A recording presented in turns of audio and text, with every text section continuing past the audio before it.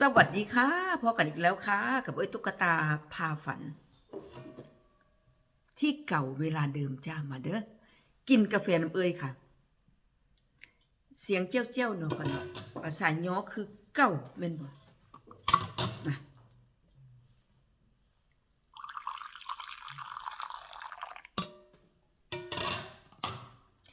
ตามสไตล์ค่ะคงแต่ละมื้ออากาศดีแดดออกสดชื่นขนาดเลยว้าเบิ่งนกหมานอยู่น้ำสวนหลังเหือน มาพึ่งแดดเนาะค่ะเนาะกลางปีกบินสดชื่น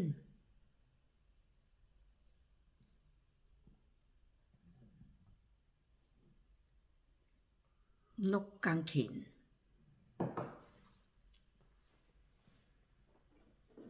มากาแฟดำหอมๆค่ะมีเฮงตอนเช้าๆบรรยากาศทางยุโรปเนาะค่ะเนาะมื้อนี้แดดออกก็คืออันเป็นอากาศเปิดเลยค่ะถ้าแดดออกมันสิสดชื่นไปเลยถ้ามื้อเหลือมันฝนตกก็เป็นซึมๆเนาะค่ะเนาะเป็นหม่องๆ เงียบๆแม่นบ่ค่ะมื้อละแดดออกก็เจี้ยวจ้าวค่ะทั้งนกทั้งอันขนเอาอัน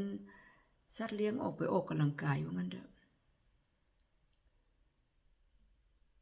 วิถีชีวิตเนาะค่ะเนาะมากินกาแฟน้ำก่อนเนาะค่ะเด้อมาเด้ออันเพื่อนๆก็สบายดีกันทุกครอบครัวแม่นบ่ค่ะ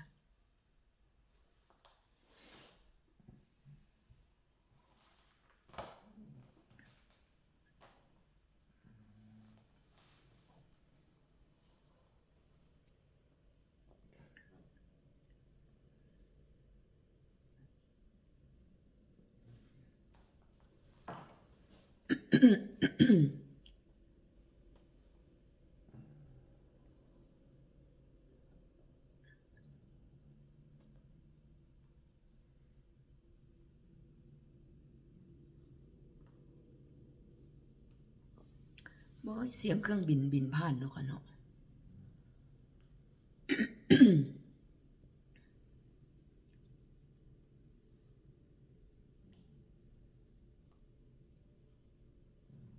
ท้องฟ้าก็เป็นสีครามค่ะสดชื่น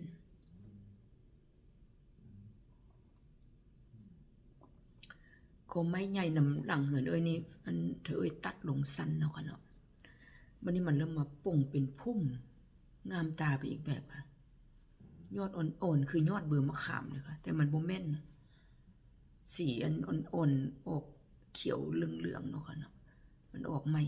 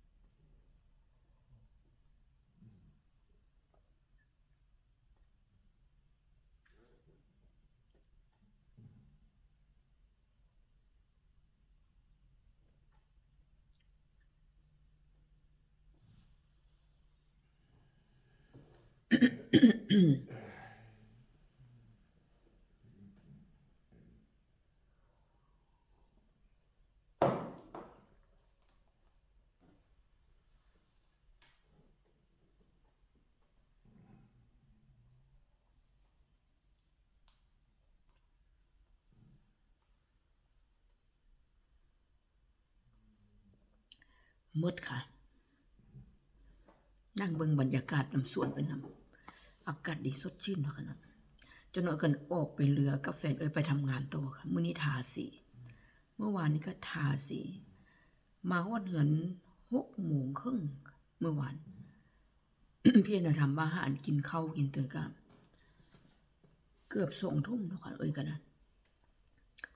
ก็เลยเมื่อวานนี้ก็เลยมื้อวานตัวแรงก็เลยเอาเนื้อออกไว้แล้วล่ะค่ะเพราะเซอร์ช่องฟิตไว้ก็เลยเอามาเซอร์ตู้เย็นเนาะค่ะเนาะพันละลายมื้อแลงจังน่ะทานนี้กินว่างั้นเด้อตัวน่ะมาก็สงสัยน่ะเวลาพอๆกันนะคะเมื่อวานกับเมื่อวาน เมื่อวานนี้หมู่บ่มีจักคนค่ะออกพันกลับบ้านหมดมื้อนี้อากาศดีสงสัยเพียบว่า ก็บ่ว่ากันเนาะค่ะเนาะมื้อนี้ก็จะไปอันเมื่อวานนี้ทาสีอันที่ว่าที่จับเหลานะคะนำเรือได้ครึ่งได้ครึ่งของเรือทาเองแฟนก็เอ็ดอย่างอื่นมื้อนี้ก็จะไปทาอีกครึ่งนึงมันแล้วค่ะก็ได้งานเด้อค่ะเมื่อวานนี้ค่ะมื้อนี้ก็ได้งานคือกันอากาศดีอีกแล้วค่ะอ่ะผู้เหลืออันขยันกันมาไปกับตุ๊กตาพาฝันเนาะค่ะเนาะไปทำงานว่างั้นเด้อป่ะทาสีเรือค่ะม่วนชอบเพื่อนๆมีแต่ความสุขเนาะค่ะเนาะมื้อใหม่วันใหม่สดชื่นสดใสกันสุขภาพแข็งแรงกัน